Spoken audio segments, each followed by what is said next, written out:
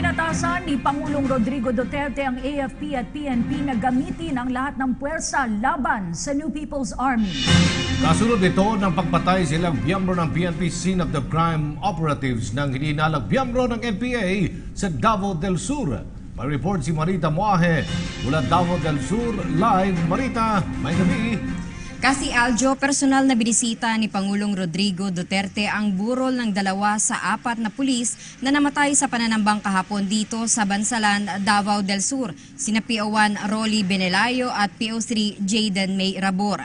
Si PO1 Saro Mangutara ay nailibing na kahapon na base sa Muslim tradition, habang si PO1 John Narvasa naman ay inuwi ng kanyang pamilya sa Kidapawan.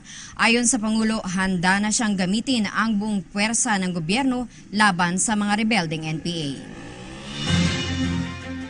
Gagamitin ng pamahalaan ang lahat ng makinarya nito para labanan at tuluyang magapi ang mga miyembro ng New People's Army. Itong sinabi ni Pangulong Rodrigo Duterte sa kanyang pagbisita sa burol ng mga namatay na pulis na tinambangan kahapon. I would just also ask the armed forces and the police just go ahead and wage a war against them. Anything goes po mo. And I will allow the police and the military this time to use all available assets. Pagmito nilang na matibag kong aeroplano, mga jet, makita ni mo na giinang kuman sila isuro na use them. Nilinaw ng Pangulo na sa simula pa lamang ng kanyang panunungkulan ay sinubukan na nitong makipag-usap sa mga rebelding grupo. Right at the start of my administration, pagsugod pa lang nako, naninguha nako nga makig-istorya kanilang tanang mga rebelde. Padala ko nga to og ibisari kang Nurbiswari, nisugot siya. Nakig-istorya ko si Mayelep, nisugot sila nga mag-istorya lang ta, dili ta magira. Then I went to the communist. Initially there was this parameters lang. Muna di nako gusto diha. Kanang ceasefire nga bunganga lang.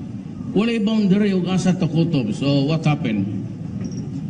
Declare sila ceasefire effective February 10. February 4, gipangpatay na nila akong sundalo ug pulis. Isang klase na. Wala tayo, mas mayo man na ingon ani ba? Mo to na ko naluoy ko sa ila. Because the Filipino would never want them in power. Samantala, sa kabila ng pangyayaring ito, sinisigurado ng Pangulo sa mamamayang Pilipino na gagawin at gagamitin niya ang lahat upang malabanan ang mga rebeldeng ito. I'm sorry that this gory incident had to happen. But I can assure everybody that the armed forces and the Philippine National Police would respond. This time I'm using everything. I have encouraged the police to call in the air assets. Natin mga bagong jet make use of the rockets sa bomba.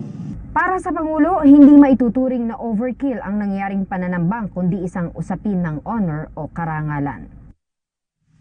Kasi Aljo, nagpahayag ng pagkalungkot si Pangulong Duterte para sa mga rebelding NPA na gumawa nito at pumatay sa mga non-combatant teams na ito. Lalo pa at may kasamang isang babaeng miyembro ng SOCO na namatay din sa naturang pananambang. Mula dito sa Bansalan, Davao del Sur, Marita Moahe, PTV News. Salamat, Marita Moahe.